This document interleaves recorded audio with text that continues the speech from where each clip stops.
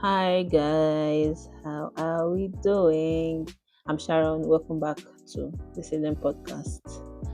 So today we're going to be doing something that is a little bit different from what we have always done. I think I've just done this once before. I've had a guest on here when I brought Ian. But this time, drum rolls. We have the waviest. Eniola Orex. Woo woo woo. So today we're going to be talking about faith, fear of missing out, and figuring things out.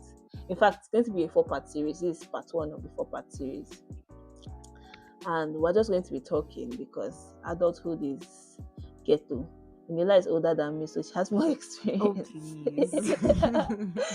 So we're just going to be trying to just talk about trusting God, trying not to compare our journeys, and just living our best lives.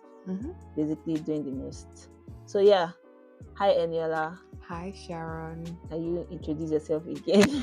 Okay, hello to listeners of the Salem podcast. My name is Drumrose. Sorry, I'm being dramatic. I'm Eniola. I'm a final year medical student. I'm also the love of Sharon's life after you know who. And I love God a lot. And I love children. Hmm. Yeah. I think there's more to me, but I think we'll keep that for later, anyways. So yeah. Okay. So I'm basically going to be asking you questions. Make this easy. Answer from your heart. Don't try to impress my listeners, please. So they'll not say, "Oh, you're better than me." But Oh god. okay, question one, Nini. When was the last time you felt that fear of missing out? Like you were probably scrolling on maybe Instagram or Twitter, and you just felt like, "Oh my God, my own life is not moving. See what this person is doing. See what that person is doing. Tell me, when was the last time?" Do you know what's funny? I actually remember, and that was in 2021. What? You've not had a Yeah. fear of missing out moment in 4 years? No, no. We don't do that here. Let's see. Let me not even lie to you. If you had asked me like this question, if I hadn't like thought about making you just ask very deeply, I've told you nah. I don't think I've had that since secondary school because really I don't really care. Like I don't say anybody papa. I just dey do my own thing. But I think for me, the last time I had a serious feeling of missing out was in 2021. So at the time I was okay, so I'm going to tell you my age, but don't tell anybody, okay? Thank Everybody knows that you. you're 30 years I'm old. not So 30, okay. please. So I am 25, but at the time I was 21, obviously 2021, 21. Yeah, so I just felt like my life was not going anywhere. At 21. Yes, because all my secondary school classmates had graduated. Some of them had even done masters, and I was just in 300 level. I'd not even written MB1, nothing. It just felt that, and that, for the first time, I understood what it felt like to be left behind and not make any actual real progress. So yeah, I think that's the one time I can remember. After I got past through that, now don't worry, as we're talking, we'll get to the details of all of that. But yeah. Okay. I mean, I don't know how to feel about the fact that you've not had the fear of missing out in such a long time. I'm not going to be sharing my own experiences today. I'm just going to be asking any questions because if I should start like this, any time I need therapy. So we're not going to do that. Okay. So the point is, it's not like we're really ungrateful, and Yeah. I'm not trying to use any other experience as a yardstick because now she know wetin they do and why she know they feel a fear of missing out. But for everybody else that is in the normal people's group chat, it's not like you're ungrateful. It's not like you're ungrateful. It's just that sometimes it just feels like everybody like is at a particular Yeah. destination, and you're still trying to catch the first bike. Sometimes fear of missing out isn't even about stuff. It's basically about seasons, like seasons that change. I think I spoke about this, I think 2 episodes ago. And you're happy, but you still feel left behind. It's not like, oh, you're just dreading where you're at now. You Yeah. actually like where you are, but like you feel like, oh, these people have already gone further. Like me now. two of my friends are going to be having babies by like this month, next month. Am I ready to have kids? I'm sure I'm not ready to have kids, but I still feel like I'm missing out. I don't know. Yeah. Missing out of the chaos of childbirth. I don't think I really. Let's not go into that, please, before my mom will hear this thing. Yeah, Anyways, and I just wanted to say, like, I actually recognize that it's a real thing. Obviously, I've had to put in a lot of work between 2021 and now, but I have seen situations or where people really struggle with this, and sometimes it's not even something you can completely articulate. It's not I feel like people just relegate fear of missing out to, oh, they did not invite me to this thing, they did not invite me to that. No, it's I think it's actually deeper than that. It's more, how like put this, I think it's more multifaceted than most people actually understand. It's yeah, in the little things, in, oh, I thought I would be here by this time, but this is where I am. Look at how every other person has made progress. See where I am. It's in the little things. It's really in the little things. So yeah, I have had to work very hard to say I not send anybody papa, because before I actually used to send somebody's papa. period. But but now, yeah, as like I said, as we continue the conversation, I think maybe we'll talk about more practicable steps or ways to, you know, not fear missing out. Yeah. Okay. Again, I'm not going to talk about myself. So another question for you, Nini. Do you think that our generation has made FOMO worse? I'm going to call it FOMO because I cannot be saying fear of missing out. Do Hmm. you think our generation has made it worse, or is it just really a part of growing up? Do you think our parents too felt it at some point or Oh something? no, I definitely think our generation has made it worse, like times three, and that is because of social media. So there is a lot of, I know this is something we all know, but there's a lot of fake life, a lot of posturing, a lot of pretending or bringing so much facade, so many things that are not real on social media. So at the end of the day, I always tell people this: the version or narrative of myself I want on social media is what I will portray to you on social media. I mean, So on my Instagram, I have, you're a spouse. I'm a spouse and I'm a And your mommy. mother. Now somebody should see it. Now they say, hey, Sarah's already married. You already has children. Lord, why am I? What am I doing? Do you get what I mean? No. But like I said, social media is one of the most manipulated things. And it wasn't until like I became closer with someone that I started to understand how dangerous social media is. Yeah, So it has really made things worse, because in our parents' generation, I mean, even if you wanted to pretend, it's only when somebody comes to your house that they will see you pretending, or when they send you exactly. Or when letter. you try to when you try to sweep Eh, before they come, or spray perfume. do you get? Or when you send letter that, oh, I now have three houses, and before that letter we even get to you is 3 months after. So you have seen the pretense 3 months after it has actually happened. Yeah, So now social media in real time, you see a Lamborghini on the road, and then you're like, oh, chilling in my white Lambo, those kind of things.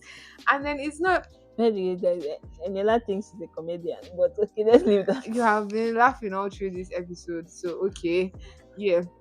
So I definitely think social media has made it worse, because Yeah, people are portraying things that they are not. yeah. Even when it I'm somebody's mommy, sha. We just don't know whose mommy it is yet. But okay. exactly, even when it comes to confidence about your bodies and all of that. So yeah, oh, the reigning thing is to have a size 28 cm waist with size 43 hips, and you're just there with your 35 cm waist, just very frustrated, and then you're just thinking, hey god.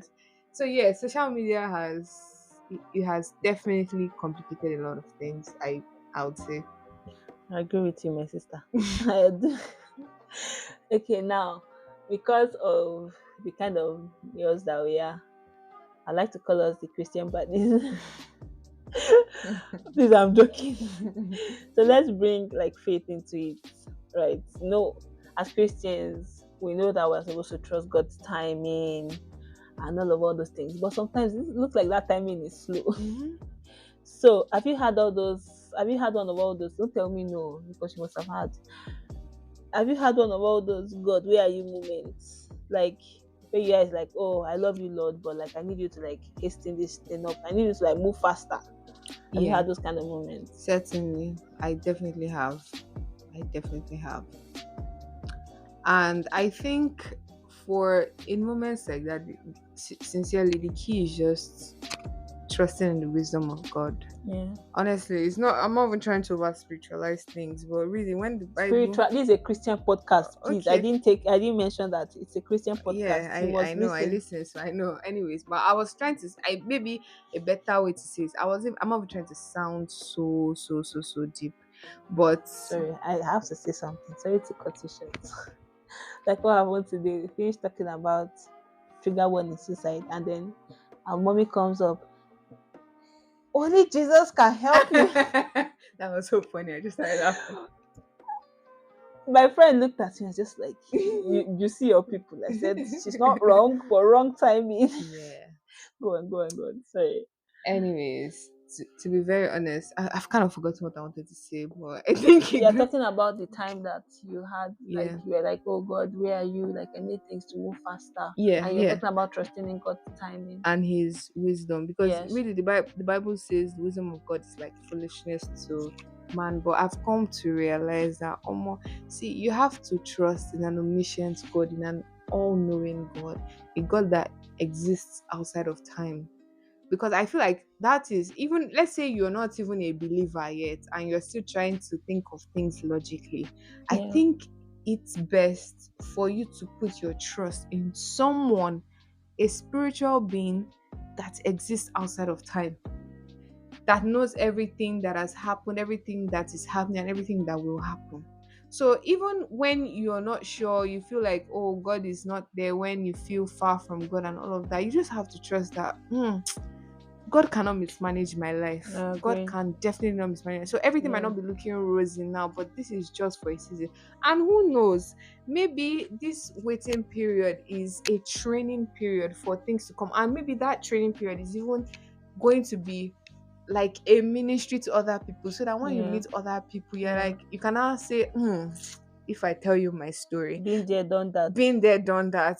I can tell you, I even have a book on it. Do you get what I mean? And sometimes you might not, you might, if you didn't go through that kind of experience, you might not be well suited to teach people or encourage people. Yeah. So for instance, you have negative things that happen to people and you're like, hey, God, why me? God, why me? But you don't know that that thing that's happened to you is used as a reference point for other people that it Yeah. has also happened Yeah. to.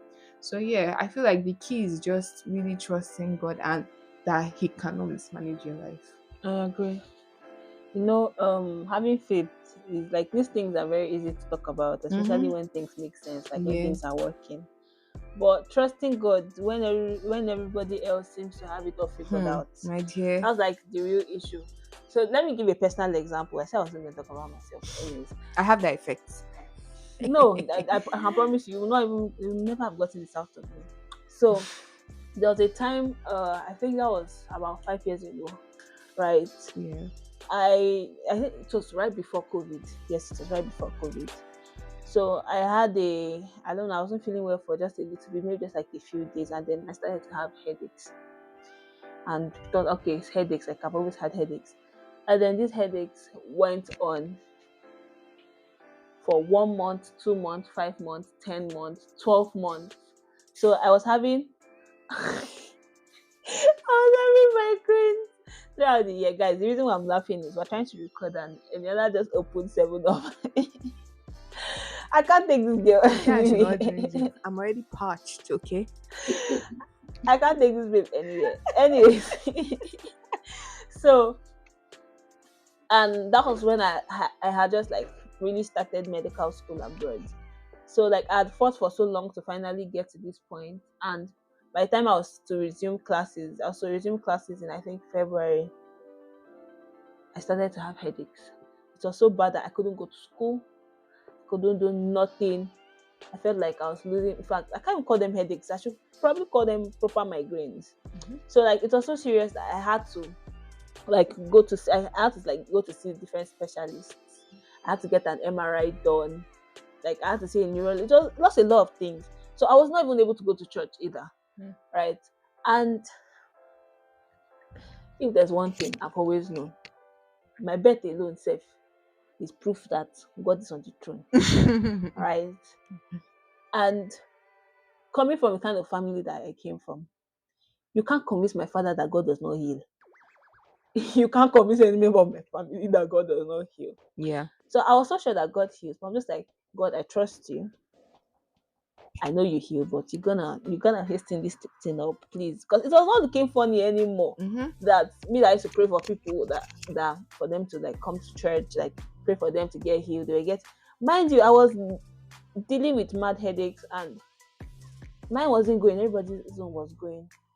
At some point, somebody in church even told me, "Oh, it's like you're not praying enough." Yeah. My sister. Hmm. Maybe church hurt will be another thing you should talk about one day. Hmm. Say, "Oh, you're not praying enough. That maybe your faith is not strong." Oh dear. That day, I left church in that instant and I went back to God. I said, God, don't hear. No be me, then go shame. Now you then go shame. You gotta fix this thing. Like it was so bad. It was so bad. Like people said all sort of things because they're like, oh, Sharon is backsliding. But it's not everybody you can tell that you've been having headaches for 7 months. Like I didn't have one day of rest for a whole year. So that's like, it's like, God, please, you have to hasten this thing. If you don't heal me, now you they go shame. I have nothing else to say. I have nothing else to do. But you just have to hasten this thing up. Or if there's a way I can help you. In fact, like, there was even the time I was trying to help God. So I went to this neurologist and he gave me one weird diagnosis like this, and he gave me some drugs.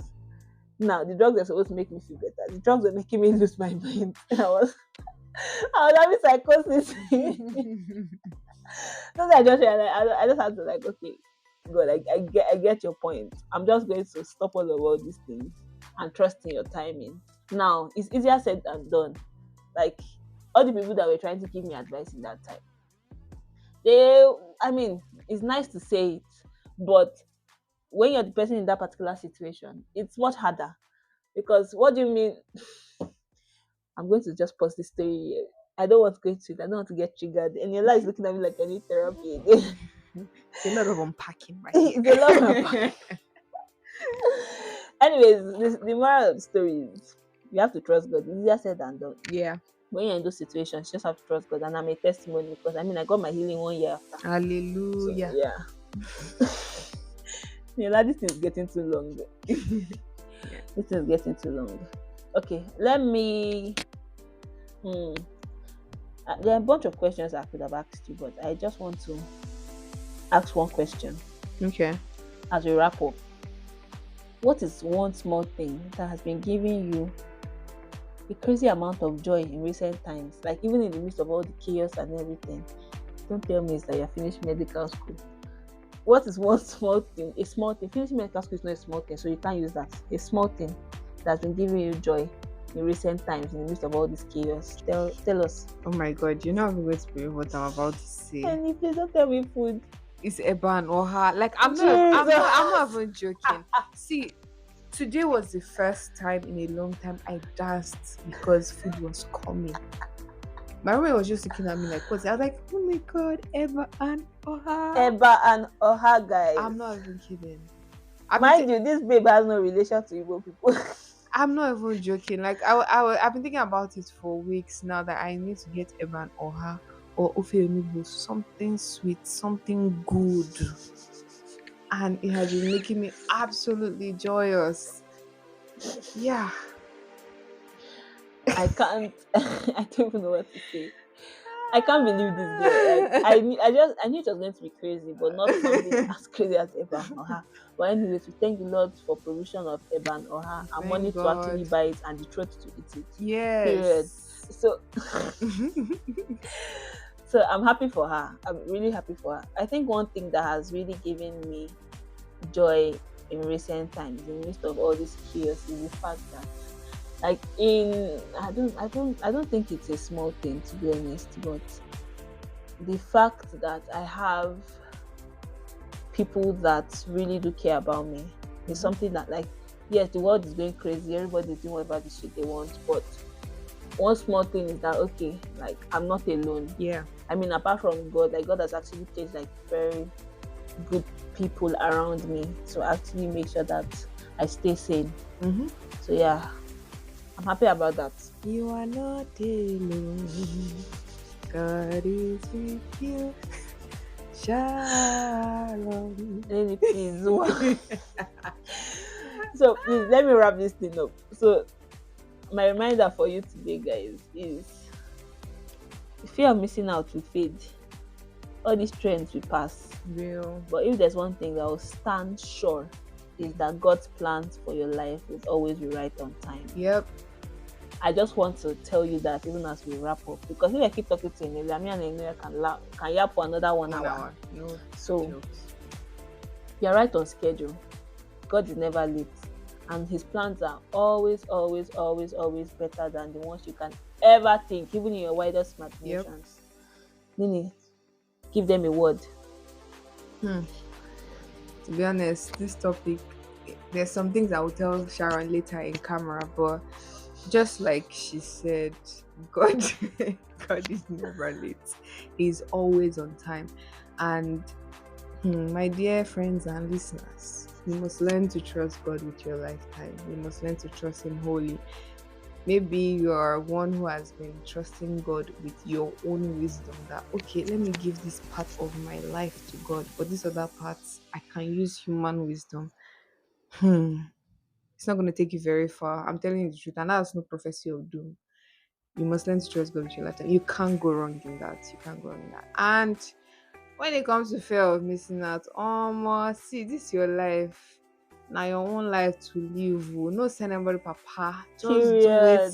Just do it. God ask you to do, and waiting day your mind. As long as waiting day your Period. mind, then allow me waiting God ask you to Oh, do. nam. Yeah. So all these things, oh, people say, what's your own business? Well, you see, just focus on your life, focus on your destiny, bro. Okay? So like stop.